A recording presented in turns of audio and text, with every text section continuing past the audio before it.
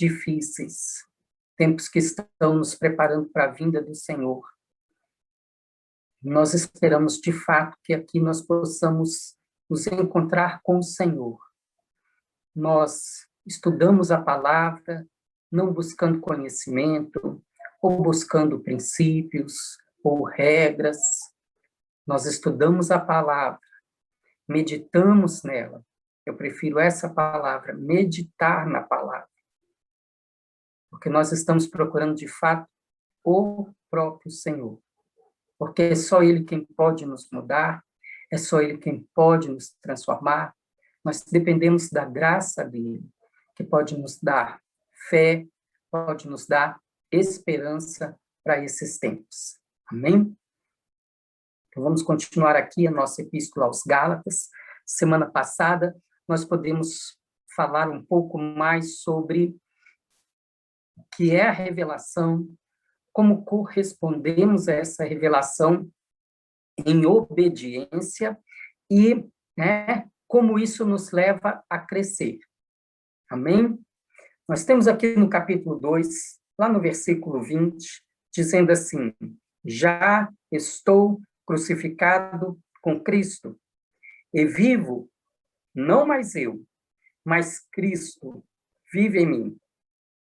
E a vida que agora vivo na carne, vivo-a pela fé no Filho de Deus, o qual me amou e se entregou a si mesmo por mim.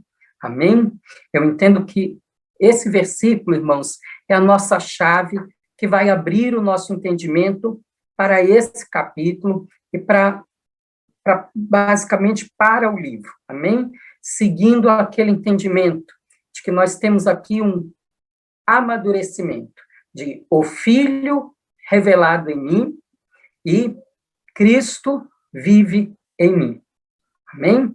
A revelação é o início dessa caminhada. E a finalidade desta revelação é nos levar a este lugar onde eu posso dizer: já estou crucificado com Cristo. Agora vivo não mais eu, mas Cristo vive em mim. Amém? Então vamos voltar novamente lá para o início do capítulo. Nós vimos aqui que ele subiu a Jerusalém em obediência a uma revelação. Amém? Nós vimos que essa revelação nos traz direção. Revelação gera em nós, irmãos, convicção, posicionamento. Essa é uma coisa que nós precisamos entender muito, que nós precisamos muito dos nossos dias, de posicionamento, de convicção em Deus. Infelizmente, nós vivemos hoje um evangelho tão diluído, irmãos, que é o evangelho que simplesmente nos dá possibilidades. Quem vive por regra, vive assim: olha, se a Bíblia simplesmente diz, não tem nenhuma proibição aqui para mim, então eu posso viver todas essas possibilidades. Mas revelação, irmãos, é um lugar de obediência, de clareza. Eu sei o que Deus requer de mim nessa situação. Fé é isso. Fé só tem uma resposta digna. Se chama obediência. E obediência não é uma possibilidade, não um leque de coisas. Eu posso fazer isso, posso fazer aquilo, posso ficar aqui, posso ir para lá. Não, irmãos. Fé é: eu sei o que Deus requer de mim agora. Amém? E é nesse lugar que Gálatas quer nos levar. A um lugar de intimidade com o Senhor, de conhecer o Senhor de tal maneira, de entender o caráter dele de tal maneira, irmãos, que nós sejamos levados a um posicionamento de convicção, que a gente não seja levado por qualquer vento de doutrina, que a gente não fique fascinado por qualquer coisa que apresente para nós. Irmãos, tem pessoas que todo dia se fascinam com uma coisa nova, nunca amadurecem no Senhor. Tudo para eles é novidade, tudo para eles é bonito, mas eles não têm um foco claro na pessoa de Cristo, eles não conseguem avançar para o alvo, porque eles são distraídos por diversos pontos que na mente deles, na alma deles é muito interessante, mas eles não caminham por convicção. Revelação nos traz uma direção, nos traz convicção. Convicção gera firmeza, posicionamento. Amém? Então, vamos aqui, versículo 2. Subi por uma revelação e lhes expus o evangelho que prego entre os gentios, em particular aos que estavam em estima. Amém? Então, esse particular, ele quer dizer assim, eu tive um momento particular com aqueles que tinham algum peso, com aqueles que estavam, de fato, eram pessoas importantes, decisivas, dentro do corpo de Cristo. Ele teve esse momento particular com eles. E ele vai dizendo assim, para que de maneira alguma não corresse ou não tivesse corrido em vão. Então, o primeiro ponto que eu quero chamar a atenção aqui é que Paulo tem entendido de Deus que a pregação do evangelho é como se fosse uma corrida. A pregação do evangelho, ela tem um ponto de chegada. Eu preciso correr e eu preciso vencer. Eu preciso dar o meu melhor. Ele não prega o evangelho, se der para pregar, preguei. Ele tem uma vida intencional. Ele tem uma vida de propósito. Eu faço todo o esforço para ganhar essa corrida. Qual a corrida? Da pregação do evangelho. Irmãos, esse não é um desejo do coração de Paulo. Essa não é uma face de Paulo. Esse é um desejo do coração de Deus. A revelação nos dá senso de propósito, da urgência desse propósito, de valorizar como Deus valoriza isso. É Deus quem imprimiu no coração de Paulo que ele precisava correr, dar o seu melhor, se exercitar para poder compartilhar a palavra, evangelizar onde quer que ele fosse. Amém? E o que quer dizer tivesse corrido em vão? Primeira coisa, uma das coisas que nós vimos semana passada, a palavra de Deus não volta vazia. A palavra de Deus, ela vai cumprir o seu propósito, ela é inabalável. Então, o que significa correr em vão? Primeiro, irmãos, quando a consciência dos homens está na dúvida e ela está hesitante, ela não tira qualquer proveito do ministério da palavra. Nós precisamos lembrar lá do Senhor Jesus falando sobre a semente que caiu na beira do caminho, né? A parábola do semeador, lá no capítulo 13 de Mateus. Ela cai na beira do caminho. São aqueles que ouviram, mas não entenderam. Eles estão na dúvida, eles estão hesitantes. E vem o passarinho e come, né? Mostrando Satanás roubando a palavra. E ali na parábola do semeador, ele vai falar das posturas do nosso coração. Pessoas que não têm raiz em si mesmo, têm o coração endurecido, recebe a semente, ela até brota, mas não tem raiz profunda. Por isso, quando vem as tribulações, ela seca. Palavra que caiu entre os espinhos. E essa é uma das lutas que os Gálatas estão passando aqui. Eles estão fascinados. Ali na parábola, ele vai falar das fascinações do mundo, da riqueza, que sufocam a palavra. Então, irmãos, quando ele diz de não correr em vão, ele não está falando como se a palavra não fosse eficaz. Ela é inabalável. Mas é o proveito que nós temos quando o nosso coração não a entende, não a recebe, né? Como diz lá em Hebreus 4, quando a palavra não é misturada com a fé, né? O nosso proveito dela se torna inútil. Nós anulamos, nós frustramos a palavra, né? Quando nós não a recebemos mansamente. Amém? Versículo 3.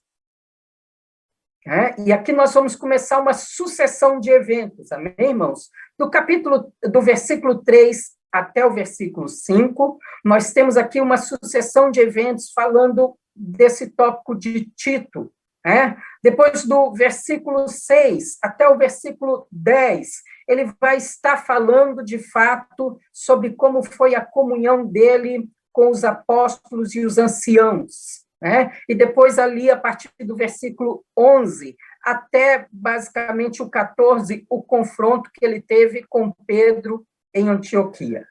Então, eu quero dividir nessas sessões, amém? Primeiro ponto que a gente enxerga aqui, que, irmãos, é uma questão, mais uma vez, uma questão de vida, é uma questão de realidade. Evangelho não é entrar num quarto e entrar num mundo de teorias, filosofias. Não, nós estamos falando de vida, de acontecimentos. Irmãos, viver o Evangelho é uma vida de aventura.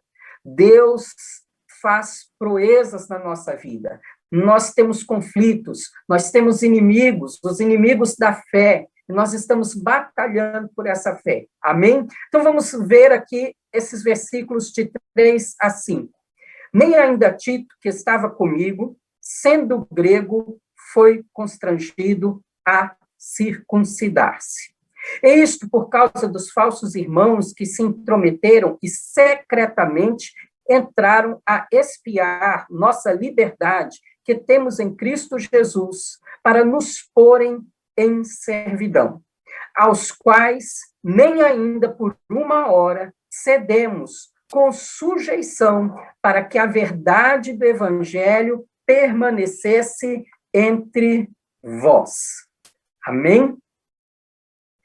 Então, irmãos, nós temos aqui primeiro ponto que Paulo está colocando. Ele foi para essa comunhão com Tito, um homem completamente grego. E quando ele diz aqui no versículo 6, no versículo 3, que ele não foi constrangido a circuncidar-se, irmãos, ele está dizendo aqui, os apóstolos o receberam como irmão. Estamos juntos, irmãos? O que a gente precisa enxergar? Esses inimigos que foram lá para a Galácia atacar Paulo e o seu evangelho, eles foram com alguns argumentos. O primeiro argumento que eles colocaram é que Paulo não caminhou com Jesus. Paulo não foi nomeado apóstolo junto com os outros apóstolos. Ele vem depois. Segundo, eles alegam que eles vêm da parte dos apóstolos e eles usam da posição dos apóstolos como uma suposta autoridade, para poder dar um peso ao que eles estão dizendo aos Gálatas acerca da circuncisão. Amém? Então, eles estão dizendo que existe uma divisão entre o que os apóstolos pensam e entre o que Paulo pensa, entre o que Paulo prega e os apóstolos pregam. E o que nós vamos ver nesse capítulo aqui, ele não é um capítulo fácil de interpretação, ele é um capítulo difícil, ele é um capítulo, até mesmo no original, com certas dificuldades, porque parece que Paulo escreveu esse capítulo debaixo de muita emoção. E, infelizmente, irmãos, a gente, quando lê essas histórias aqui de Tito, falsos irmãos, aqueles que eram alguma coisa, Deus não importa para a aparência, resistir Pedro face a face. Irmãos, nós somos carnais. Nós olhamos esses eventos muitas vezes de forma carnal. Sabe por quê? Porque a gente gosta de intriga. E a gente olha para esses fatos enfatizando essas intrigas. Nós olhamos essas histórias e enxergamos divisões onde elas não têm. E o que Paulo está trabalhando aqui é justamente para mostrar a unidade do corpo de Cristo. Voltando ao fim ali, corrido em vão, se fala de não alcançar a edificação desejada. A palavra está sendo pregada, para que haja edificação. Então, ele coloca que Tito estava comigo, não foi constrangido a circuncidar-se. Tu está dizendo, olha, esse negócio de circuncisão, que os apóstolos exigem circuncisão, como dizem aí esses falsos irmãos, não é verdade, porque eu estive com Tito lá, e Tito era grego, não era circuncidado, e nenhum dos apóstolos, dos anciãos, daqueles que tinham uma posição de coluna da igreja, exigiram que Tito fosse circuncidado. Eles o receberam como irmão em Cristo, como corpo de Cristo. Irmãos, isso é uma declaração poderosa. Mas aqui no versículo 4, ele vai dizer que houve sim um problema, mas não foi causado pelos apóstolos, não foi causado pelos irmãos que tinham respeito, né, no meio da congregação em Jerusalém. Foi causado por falsos irmãos, que se intrometeram secretamente, entraram a espiar a nossa liberdade, que temos em Cristo Jesus, né? E termina aqui, o que de fato eles queriam? Nos porem em escravidão. Estamos juntos, irmãos? Então, ele está dizendo assim, houve problema sim, mas não foi um problema causado por falta de unidade entre eu e os apóstolos, ou entre Tito, que era um incircunciso, e os apóstolos. Ao contrário, ele foi reconhecido como um cristão legítimo, mas falsos irmãos, no intuito mesmo de enganar, queriam, né, causar problemas. Né? Aqui a ideia, eu acho muito interessante, porque o que Paulo está dizendo, o ponto central não é a circuncisão, eu não sou contra a circuncisão. Eu sou contra aquilo que não edifica a igreja. Eu sou contra aquilo que vai contra a liberdade que nós ganhamos em Cristo Jesus. Quando ele vai aqui para os falsos irmãos, ele está dizendo assim, olha, é como se ele dissesse assim, não circuncidei Tito por resistir por causa dos falsos irmãos. Porque eles estavam ali por dois motivos. Um, vamos ver se Paulo muda de comportamento na frente dos apóstolos, porque ele, se ele mudar, nós temos um argumento para atacar os outros. Então, eles queriam, de qualquer maneira, atacar a vida de Paulo. O interesse deles não era a verdade. O interesse deles não era a liberdade em Cristo. O interesse deles era levar à escravidão. E isso, irmãos, é tão evidente que se você abrir lá em Atos, capítulo 16,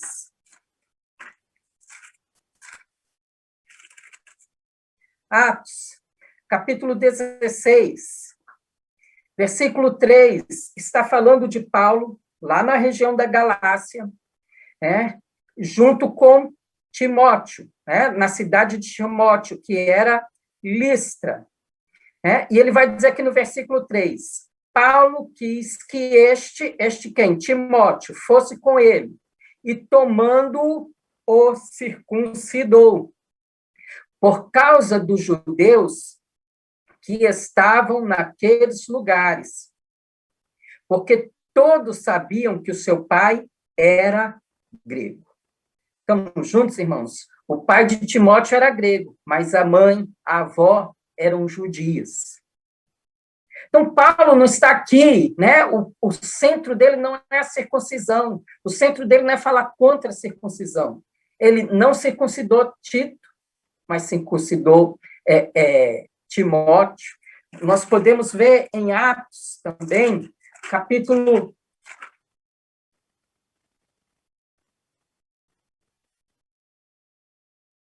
21, né? A partir do versículo 17, Paulo está dizendo aqui que ele chegou a Jerusalém, né? Ele foi para a casa de Tiago, todos estiveram ali com eles, né? Versículo 20, dizendo que eles puderam compartilhar o que Deus estava fazendo no meio dos gentios, né? Mas aqui no versículo 20, né, eles vão dizer assim, olha, acontece, né, que, versículo 21, já acerca de ti fomos informados que ensinas todos os judeus que estão entre os gentios a se apartarem de Moisés, dizendo que não devem circuncidar seus filhos, nem andar segundo o costume da lei. Irmãos, esses judaizantes perseguiram Paulo a vida inteira deles. E aqui agora eles diziam, não é que ele diz para os gentios não se circuncidarem, ele diz para todo mundo, nem judeu é mais para se circuncidar. Né? E aqui o que você vai ver é que Tiago, né, e os irmãos vão aconselhar Paulo a fazer um voto, sendo ele judeu, e ele fez um voto. Os gentios não precisavam votar, estavam livres disso, como foi decidido no concílio. Mas Paulo seguiu aquilo, porque edificava a igreja, edificava a unidade. Por fim, irmãos, o que eu quero colocar aqui, do que a gente está vendo aqui no capítulo 2, é um irmão que ele é guiado por um princípio, a edificação do corpo de Cristo. Ele não é um briguento, ele não é alguém que quer causar divisão no corpo de Cristo, ele não é uma pessoa intolerante, não. Ele é uma pessoa que ele segue o Senhor. Naquilo que não importa, ele vai, né, naquilo que é indiferente, digamos assim, né, ele vai seguir o amor aos irmãos. Né, ele vai analisar caso por caso, mas da mesma forma em que ele vai manifestar o amor pelos irmãos, se aquilo agride a verdade do Evangelho, a pureza do Evangelho, põe em risco o que Cristo conquistou na cruz, ele também vai resistir com o mesmo vigor. Estamos juntos, irmãos? Né? Vamos abrir lá em Romanos, eu gostaria que você abrisse lá em Romanos, capítulo 15. Olha o que ele ensina aqui, capítulo 15, vamos ler a partir do versículo 1. Mas nós, que somos fortes, devemos suportar as fraquezas dos fracos e não agradar a nós mesmos. Preste atenção no versículo 2. Portanto, cada um de nós agrade ao seu próximo no que é bom para a edificação. Estamos juntos? Versículo 3, porque também Cristo não agradou a si mesmo, mas, como está escrito, sobre mim caíram as injúrias dos que te injuriavam. Estamos juntos? Então, ele segue o exemplo de Cristo. Ele tem uma revelação clara do caráter de Cristo. Então, qual é o caminho geral aqui? No que a gente pode, nós agradamos ao nosso próximo. A nossa face não está o não. Nós não somos os irmãos da contenda.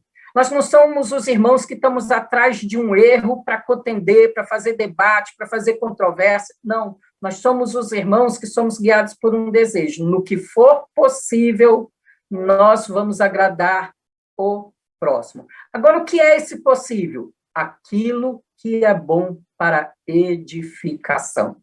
Tolerar os fracos, cuidar dos fracos, não colocar ele em controvérsias, em polêmicas, mas guardá-lo. Estamos juntos, irmãos? Naquilo que a gente pode, nós agradamos os irmãos, desde que a edificação do corpo de Cristo não seja colocada em risco. Amém? Essa é a distinção que Paulo está fazendo. Quando ele diz assim, por causa dos falsos irmãos, está dizendo assim, olha, essa é uma questão que o centro dela não é o debate das cerimônias. A questão é a justiça própria. Abra lá em Romanos, já que estamos em Romanos, vamos olhar o capítulo 10. Romanos, capítulo 10, versículo 3. Olha o que a lei causou. Porquanto, não conhecendo a justiça de Deus e procurando estabelecer a sua própria justiça, não se sujeitaram à justiça de Deus. Então, aqui, Paulo, nesse capítulo, ele está falando sobre o Israel, os judeus. Ele está dizendo, olha, eles tinham uma lei, mas pela lei eles conheceram a justiça de Deus? Não. E o que eles estabeleceram, então? Eles estabeleceram a sua própria justiça. Só que sabe qual é a consequência disso? Quando eu estabeleço a minha própria justiça, eu vou resistir à justiça de Deus. Eu não me submeto a ela. Então, o que ele está colocando aqui, isso nunca vai gerar edificação. A questão, o meu limite não é a cerimônia em si, mas quando nós comprometemos o evangelho, seja com uma cerimônia, seja com um rito, seja com um hábito, seja com uma prática, que isso vai estabelecer a minha própria justiça, que vai me firmar em justiça própria, isso vai me levar a um lugar de resistir à justiça de Deus. Estamos juntos, irmãos? Eu quero tocar aqui com muito cuidado. Né? Como eu disse, eu não tenho pressa de ir avançar um bando de versículos, eu tenho pressa de que isso seja sedimentado no nosso coração de uma forma que nos fortaleça para esse tempo. Irmãos, um dos nossos maiores problemas se chama justiça própria. Como eu disse, no nosso tempo, provavelmente nós não temos ninguém no nosso meio e ninguém pregando, né, que nós precisamos nos circuncidar, seguir cerimônias judaicas, seguir ritos judaicos. Mas o que decorre disso, o que Paulo de fato está atacando, que é uma justiça que provém da obra, do esforço próprio. Irmãos, quantas vezes nós achamos que nós vamos viver o cristianismo segundo a nossa própria força? Quantas vezes nós tornamos vida de oração, leitura da palavra, jejum, que deveriam ser práticas de quebrantamento, de arrependimento, nós tornamos isso em justiça própria. Nós tornamos isso em atos como, tá vendo, eu estou fazendo tudo certo, né? Chegando naquele ponto lá do fariseu de, graças a Deus, eu não sou como os outros. Eu oro tantas vezes por dia, eu dou meu dízimo, eu jejuo 3 vezes por semana, graças a Deus, isso é justiça própria. Vivemos atrás de recompensa humana, reconhecimento humano. Nós saímos de um lugar de dependência da graça de Deus. Voltando aqui ao versículo, como eu disse, né, já estou crucificado em Cristo, agora vivo não mais eu, é um irmão que morreu para o temor de homens. Ele não faz as coisas simplesmente por temor de homens. É alguém que quer, sim, agradar os irmãos em Deus, para a edificação do corpo, mas não é a paz a qualquer custo. Irmãos, misericórdia. Nós, às vezes, evitamos conflitos, porque nós temos uma ideia errada de paz. Nós evitamos esses momentos de confrontação. Às vezes as coisas estão acontecendo na nossa frente e a gente fica calado, a gente fica indiferente. Em momentos em que a nossa boca deveria abrir, a gente deveria se posicionar. Irmãos, a vida cristã não é uma vida cinza. A vida cristã não é uma vida romântica. É uma vida de posicionamento. Deixa eu te dizer uma coisa clara. Revelação é lindo, sim, é maravilhoso você ver a glória do Senhor. Mas revelação gera crises. Porque, como nós já dissemos semana passada, a revelação te exige posicionamento. Ou você vai caminhar à altura da revelação que Deus te deu, da luz que você tem dele. Ou isso vai gerar grandes problemas na sua vida. E Paulo, diante da luz que ele recebeu de Deus, ele não podia querer paz a qualquer custo.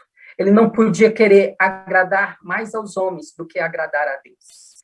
Então, isso é uma questão de honrar a Deus. Né? Vamos lá, por exemplo, para o caso, né, clássico, lá de Eli, em 1 Samuel. É o caso clássico, o sacerdote Eli não repreendeu os seus filhos, não disciplinou os seus filhos. Ele quis mais agradar os filhos do que agradar a Deus. Irmãos, essa passagem nos traz uma linda lição, extremamente prática do que é a vida no corpo de Cristo. Sobre nós entendermos que nós agradamos a Deus em primeiro lugar.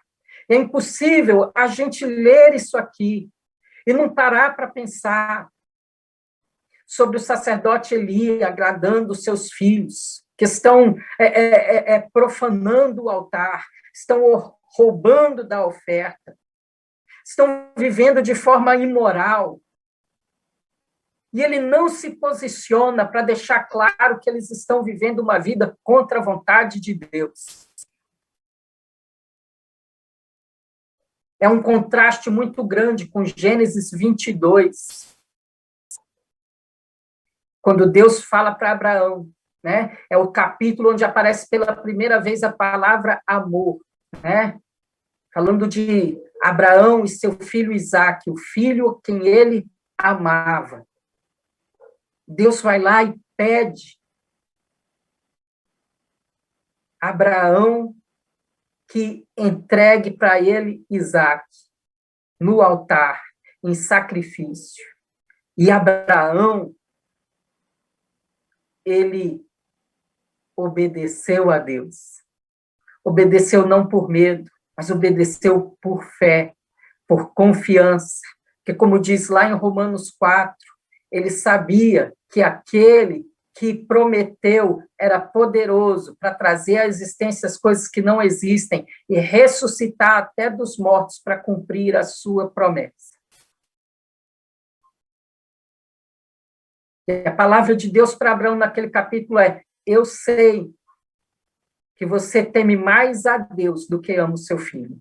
Irmãos, só pode haver edificação real em um ambiente assim, onde nós amamos a Deus acima de todas as coisas, onde nós honramos a Deus acima de todas as coisas, onde a gente é movido não para agradar a nós mesmos, não para evitar conflitos, não por andar segundo a nossa conveniência, mas quando nós temos um alvo muito claro, a edificação do corpo de Cristo. Eu queria que você abrisse também lá em 1 Coríntios, capítulo 10. 1 Coríntios, capítulo 10, versículo 23. Todas as coisas me são lícitas, mas nem todas as coisas convêm. Todas as coisas me são lícitas, mas nem todas as coisas edificam. Irmãos, nós precisamos enxergar nesses versículos, nessa história, nesse conflito ali, a respeito da circuncisão de Tito, Paulo sendo guiado por isso. Como eu disse, a vida da fé, a vida de revelação em Cristo, não é uma vida de possibilidades. O que tem matado o corpo de Cristo, o que tem enfraquecido o corpo de Cristo hoje, irmãos, não são as coisas ilícitas, são as lícitas. É os irmãos que vivem na licitude, que não tem essa revelação do que não convém. É lícito, mas não convém. Não convém não é por causa de mim mesmo. Não convém porque não edifica. Está me entendendo, irmãos? É muito claro. Nós precisamos ter essa visão clara dentro da nossa casa, na vida com o nosso cônjuge, na vida com os nossos filhos, nos nossos relacionamentos entre os irmãos, o que edifica e o que não edifica o corpo de Cristo. Nós não podemos viver uma vida indiferente, nós não podemos viver uma vida sem reação. Se nós, de fato, temos revelação, nós temos que ter uma vida posicionada. E esse posicionamento pode gerar profundas crises. Amém? É uma luta, né? Como ele vai dizer aqui, ao fim do versículo 5, para que a verdade do evangelho permanecesse entre vós. Ele resistiu esses falsos irmãos com vigor, não por causa dele mesmo, mas lutando pela verdade do evangelho, entre aqueles onde ele pregava. Amém? Versículo 6 em diante, nós vamos ter uma segunda crise, né? E quanto àqueles que pareciam ser alguma coisa, quais tenham sido no outro tempo, não me importa. Deus não aceita a aparência do homem. Esses, digo, que pareciam ser alguma coisa, nada me comunicaram. Amém? É outro versículo que eu preciso parar com muito cuidado, porque ele muitas vezes é mal interpretado. Como eu falei, infelizmente, na nossa visão carnal das coisas, nós gostamos de intriga e temos uma visão superficial do versículo, né? Porque quem lê aqui descuidadamente vai ter um entendimento como se Paulo estivesse desdenhando dos apóstolos, como Paulo estivesse dizendo, olha, se for alguma coisa do passado, não me interessa. Deus não vive de aparência, como se eles fossem simplesmente aparência. E o que Paulo está dizendo aqui, irmãos, é justamente o oposto. Quando ele diz aqui, quanto àqueles que pareciam ser alguma coisa, esse pareciam, irmãos, não quer dizer assim, não são. Esse pareciam é a mesma expressão que ele vai usar, né, lá no versículo 2, que estavam em estima, né? É uma forma mesmo da época de dizer, olha, aqueles que tinham alguma importância, aqueles a quem era dado respeito, alguma reputação. Ele diz assim, o que eles eram antes não me importa. Tá? A melhor tradução é assim, não me importa como eles eram antes. Alguns aqui até argumentam assim, irmãos, os apóstolos eram pessoas simples. Nós temos entre os apóstolos aí, boa parte deles, pescadores.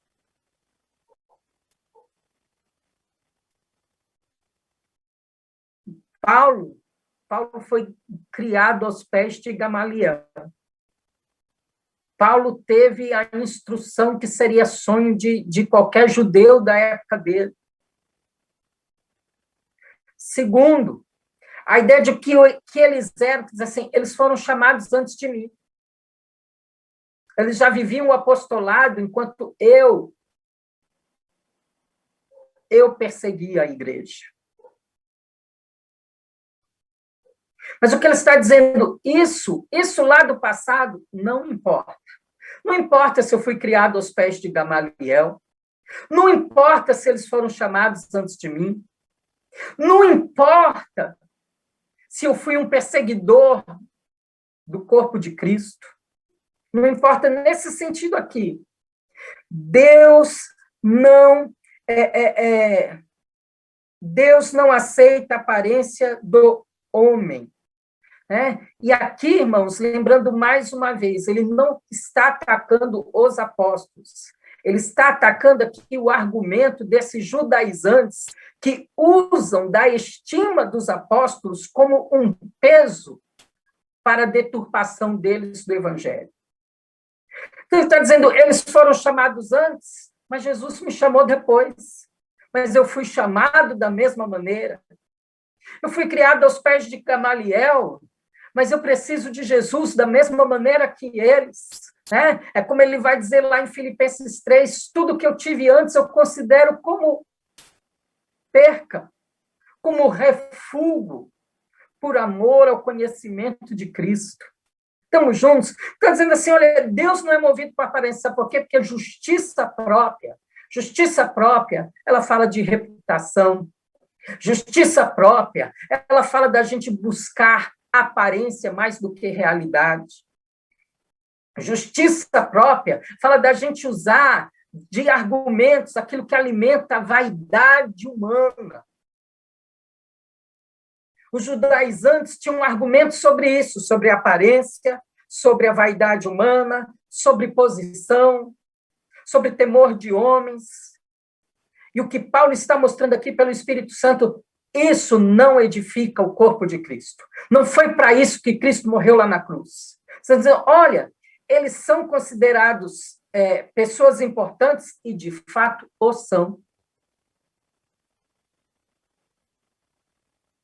Mas o fato deles serem importantes, né,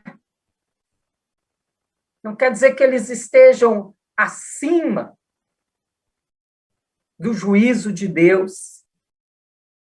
Não quer dizer que Deus se mova por posição, eles têm autoridade espiritual. E isso é completamente diferente. E isso, irmãos, para mim é tão claro que quando ele vai dizer que também, né, nada me comunicaram, né? Alguns irmãos também interpretam isso muito mal. É como se fosse assim, transmitiram nada, me deram nada de Deus. Não, irmãos, a ideia não é essa. Essa palavra nada me comunicaram, é a mesma palavra que ele usa lá no capítulo 1, para dizer que ele, quando recebeu a revelação de Cristo, quando se converteu, ele não foi consultar nem casa, nem carne, nem sangue.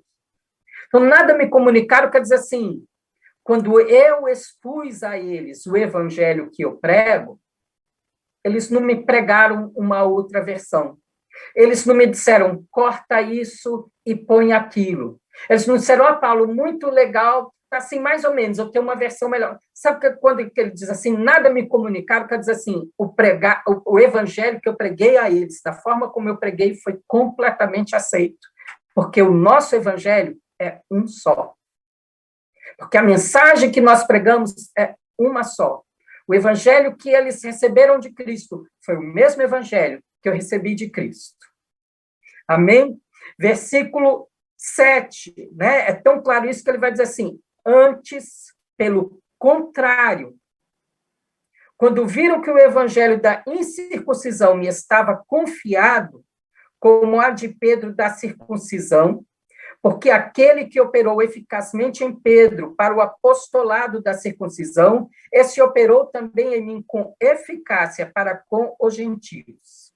E conhecendo Tiago, Cefas e João, que eram considerados como as colunas, a graça que me havia sido dada, deram-nos as destras em comunhão comigo e com Barnabé, para que fôssemos nós aos gentios e eles à circuncisão. É como se Paulo dissesse aqui, né? Vocês querem saber se vocês devem ouvir a mim ou ouvir a Pedro? Que eles estão dizendo que o evangelho de Pedro é outro? Deixa eu te dizer, ouve os dois, porque o evangelho é absolutamente o mesmo. Eu não recebi o evangelho deles, eu recebi diretamente do Senhor. Mas quando eu expus esse evangelho a eles, eles reconheceram, este é o único verdadeiro evangelho. Está dizendo, não existe essa divisão entre os apóstolos. Nós recebemos a destra da comunhão. Eu recebi reconhecimento deles. Agora, preste atenção nesse reconhecimento. Não houve um debate, não houve discussão de ideias, não houve análise. Houve um reconhecimento da ação do Espírito Santo de Deus. Aqui no capítulo 2, nós vemos de cada vez mais crescente o ministério do Espírito sendo exposto. É aquele que nos revela Cristo, é aquele que nos guia a toda verdade ou a toda realidade, é aquele que nos dá entendimento, sabedoria, para nos posicionarmos, nos dá discernimento, e aquele que se manifesta com seus dons para confirmar o seu propósito. Irmãos, é impossível a gente ler esses versículos e não pensar nos capítulos de 12 a 14 de 1 aos Coríntios, onde vai falar da manifestação do Espírito, dos dons espirituais para a edificação do corpo. O Espírito se manifesta para aquilo que for útil. Útil para quê? Para a edificação do corpo. Né? Lá no versículo né? Vamos abrir lá. Eu, às vezes, fico aqui corridinho, né? 1 Coríntios, capítulo 14, versículo 12. Assim também vós, como desejais dons espirituais, procurai abundar neles, para a edificação da igreja. Olha aqui de novo, irmãos, o propósito da edificação sendo colocada. Versículo 26 de 1 Coríntios 14. Que fareis, pois, irmãos, quando vos ajuntais, cada um de vós tem salmo, tem doutrina, tem revelação, tem língua, tem interpretação, faça-se tudo para edificação. Amém, irmãos? Né? O Senhor quer os dons abundando no nosso meio, para a edificação do corpo. O Senhor quer se manifestar no nosso meio.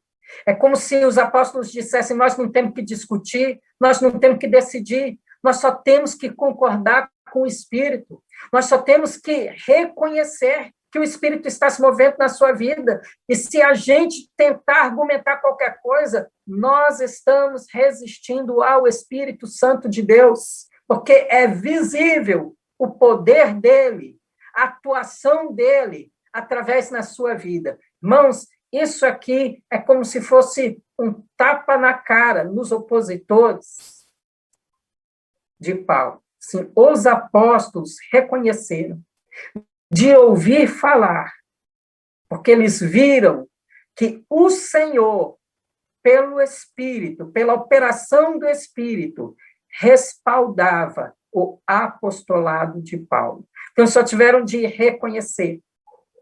É como a família de Rebeca, né? Quando perguntado sobre o casamento, eles disseram: nós não temos que dizer nem sim nem que não, isso é obra de Deus. Né? Quando Eliezer dá o seu testemunho, ele diz assim: olha, é obra de Deus, não cabe a nós dizer sim ou não, é só concordar. Deus fez isso. E é isso que os apóstolos fizeram, Deus fez isso. O Senhor está se manifestando com sinais e maravilhas na sua vida, no seu ministério. Deus confirmou, foi Ele que confirmou o seu apostolado, e eles deram as destras de comunhão. Como disse, irmãos, é um capítulo que fala da vida, do Espírito Santo trabalhando em nós, produzindo realidades espirituais. Irmãos, aqui está nos mostrando o que é a verdadeira comunhão no corpo de Cristo e a sua função. Nós somos protegidos pela comunhão. As coisas no nosso meio são decididas por comunhão. Olha, irmãos, o zelo de Paulo de expressar essa unidade e essa comunhão com os apóstolos, né? Sem comprometer a sua posição, deixando claro o seu chamado, quem ele é em Deus, o apostolado que foi confiado a ele, que ele não está ministrando uma variável, mas que ele está ministrando o fundamento apostólico, através da qual a igreja se reúne e é edificada. Irmãos, mais uma vez a gente vê, né? Esse Paulo morreu. Ele não está atrás de reconhecimento.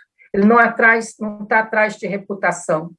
Ele não está atrás de atrair gente para si. Ele podia pegar essa oportunidade e começar a atacar os apóstolos, começar a atacar o povo de Jerusalém, começar a dizer: olha, o verdadeiro evangelho está aqui. Esse povo caminhou com Cristo, mas já perdeu a visão. O negócio aqui agora somos nós.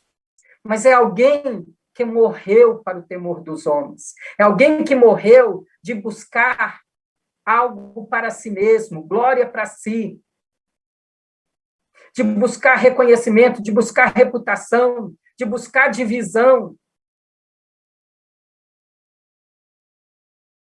de buscar interesse próprio. Ele reforça a unidade, ele reforça que a verdade apostólica é uma só, a doutrina apostólica é uma só, e que eles caminham nessa unidade. Eu queria que você visse uma coisa, lá em Atos, capítulo 15,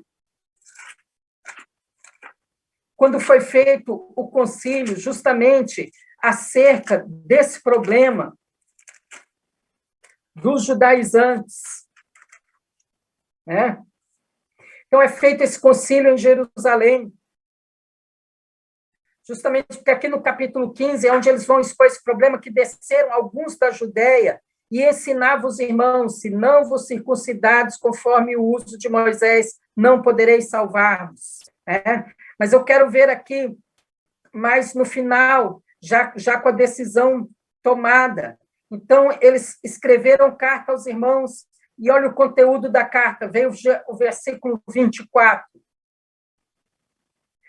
Porquanto ouvimos que alguns que saíram dentre nós vos perturbam com palavras e transtornam as vossas almas, dizendo que deveis circuncidar-vos e guardar a lei, não lhes tendo nós dado mandamento.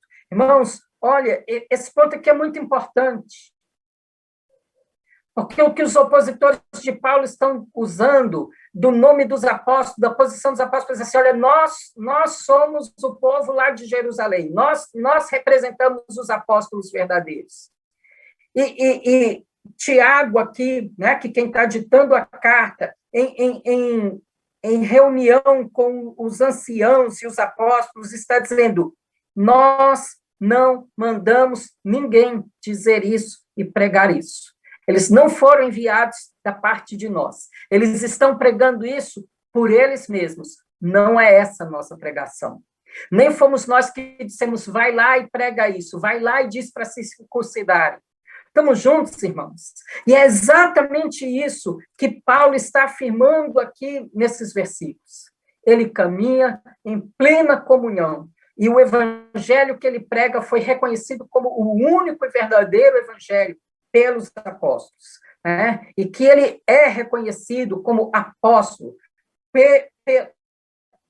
por Jerusalém, pelos apóstolos de lá. Né? E que eles estão em união, em unidade. Não existe essa divisão de qual é o evangelho de Pedro, qual é o evangelho de Paulo. Eles são um no Senhor. Irmãos, nós, da mesma maneira, devemos lutar pela unidade do corpo de Cristo. A nossa comunhão é ao redor de Cristo Jesus, da sua palavra. Por fim, eu quero chegar aqui nessa confrontação com Pedro. Né? O terceiro conflito aqui apresentado, terceira crise.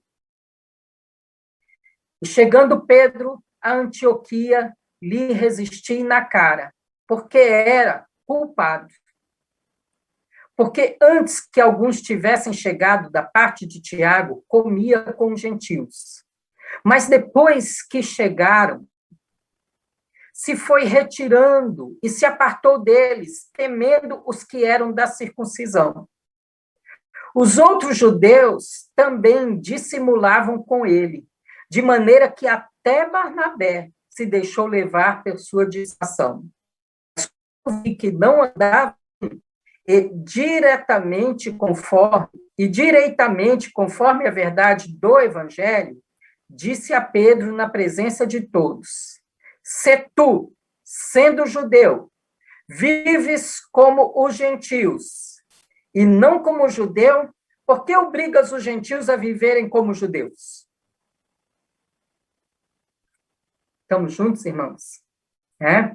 Nós temos aqui um confronto, mas é um confronto de posicionamento. E Paulo resiste aqui a Pedro.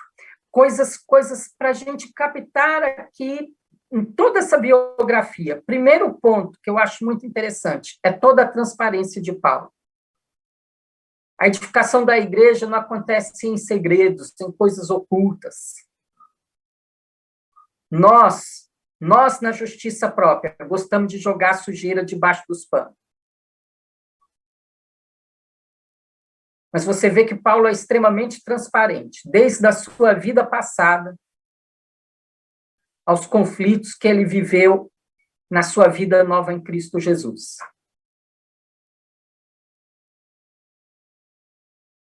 Nós gostamos muitas vezes de preservar a imagem. O que vão pensar, o que vão dizer. Mas Paulo aqui está aplicando algo que ele vai ensinar até para Timóteo depois. O erro de presbíteros deve ser repreendido publicamente, porque eles são exemplos.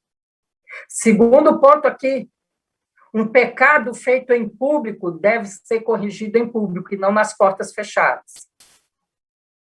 Não existe na igreja uma luta por aparência, existe uma luta por realidade. Irmão, isso precisa entrar profundamente no nosso coração nos últimos dias. A igreja não tem resistido, porque tem sido um povo que muitas vezes tem buscado, lutado para manter aparência, não para manter realidade. Como eu disse, uma igreja, às vezes, que não anda em transparência, para ficar bonitinha na foto.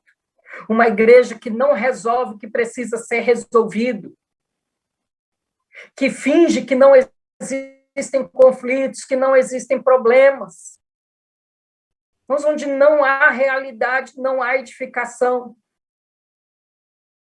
Temos falado desde a primeira ministração, a palavra verdade é a mesma palavra que se traduz por realidade. Conhecereis a verdade, e a verdade vos libertará. É a mesma coisa que dizer, conhecereis a realidade, e a realidade vos libertará. Por isso que Paulo, na sua epístola ao Timóteo, vai dizer tantas vezes sobre não termos uma fé fingida. A fé de Paulo não é fingida. É uma fé de realidade. Não é uma fé de aparência, de temor de homens. Nós vivemos na era da aparência, não é? Todo mundo quer sair bonitinho na foto, todo mundo quer sair bonitinho na rede social, todo mundo quer vender imagem. Mas Paulo aqui derruba os castelinhos de areia, diz, tem conflito sim, Pedro é apóstolo, mas não é infalível. E apesar dele crer no evangelho, não, você precisa lembrar que não foi Paulo quem começou a pregar aos gentios. Pedro foi o primeiro apóstolo a ser usado para levar os evangelhos aos gentios, lá em Atos, capítulo 10.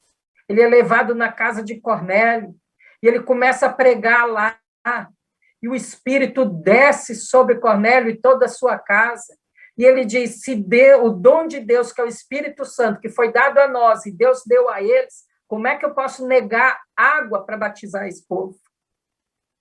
Capítulo 11, quando Pedro chega, né, de volta a Jerusalém, já tem gente de butuca para reclamar com ele. Presta atenção aqui, porque esse conflito não é Pedro dizendo que eles têm que circuncidar. E aqui a gente vai entender melhor esse conflito. Pedro foi recriminado porque ele comeu com os gentios. Irmãos, eles não podiam se misturar. Judeu não sentava na mesma mesa que um gentio, não comia a mesma comida. Eles não podiam ter um relacionamento social, comunhão, que eles eram um outro povo. Estamos juntos, irmãos? Aqui, a briga não é Pedro dizendo, vocês precisam circuncidar o negócio, né? Aqui fica mais amplo o problema de que o judeu não aceita que eu olhe para o gentio e o veja como irmão de Cristo se ele não aceitar as minhas práticas judaizantes, se ele não entrar primeiro na lei de Moisés. Quando a gente vai lendo aqui o livro de Atos, a gente vai vendo como é que vão aparecendo os problemas da igreja, como as coisas vão sendo tratadas, né? Então, você tem aí no capítulo 2 a descida do Espírito Santo em Atos, capítulo 3, um coxo é curado, e por causa disso, Pedro e João são presos. Então, você tem o primeiro problema, é uma resistência fora da igreja, uma perseguição dos religiosos, dos sacerdotes, e eles saem dali, né? E você tem ali o capítulo 5, então, aí começa o primeiro problema interno da igreja, Ananias e Safira. Um problema de realidade. Querer ter uma imagem de ter feito algo que não fez. Querer uma reputação, mas que não era realidade. E Ananias e Safira morreram por causa disso. Isso aumentou o temor, né? Capítulo 6, aí a gente começa a ver um problema. As viúvas que tinham maridos judeus, estamos falando aqui de judeus, né? As viúvas que tinham maridos gregos, perdão, elas eram judias, mas os maridos não eram judeus. E elas estavam sendo deixadas de lado, lá dentro da igreja, em Jerusalém. Primeiro problema aqui, né? Segundo problema interno da igreja. O primeiro foi ali a hipocrisia de Ananias e Safira, e agora aqui no capítulo 6, nós vemos um problema de preconceito.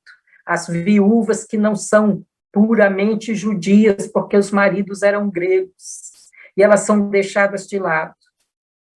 E aqui, irmãos, se a gente for caminhando no livro de Atos, nós vamos ver essa luta de Deus para abrir o entendimento do seu povo, para o seu povo enxergar a realidade do corpo de Cristo, que dos dois povos ele fez um. Estamos juntos, irmãos? Eu vou parar por aqui, né? Nós já avançamos no nosso tempo. Então, eu queria que esses pontos ficassem aí gravados na nossa mente, né? Posicionamento não é paz a qualquer custo. Agradamos os irmãos em tudo que for bom para a edificação.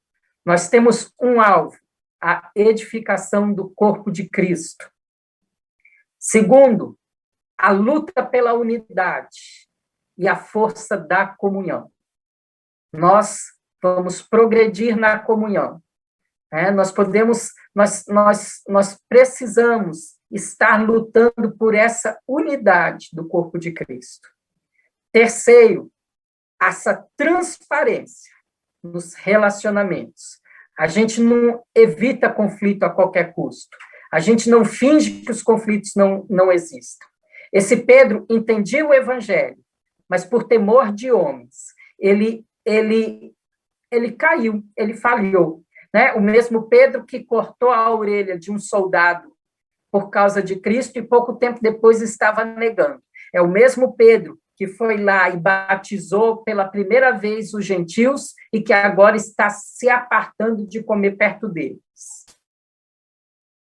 Nós precisamos alimentar a nossa vida diariamente com Deus e andarmos segundo a revelação que nós recebemos dele. Amém? Feche os seus olhos, vamos orar.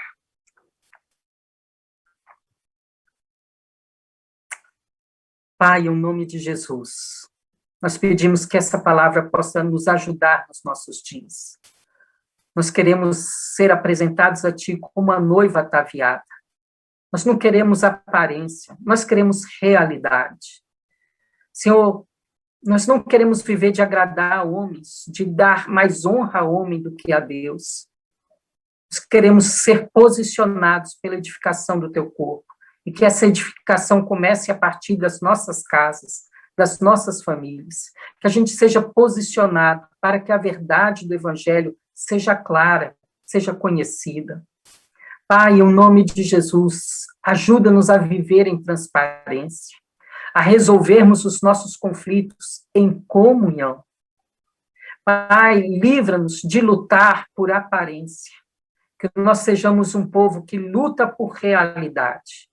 Se for necessário, Senhor, que as pessoas vejam a nossa feiura, a nossa miséria, que sejam expostas, para que, em nome de Jesus, nós possamos receber a beleza de Cristo. É o que nós oramos, é o que nós te clamamos, em nome de Jesus. Amém.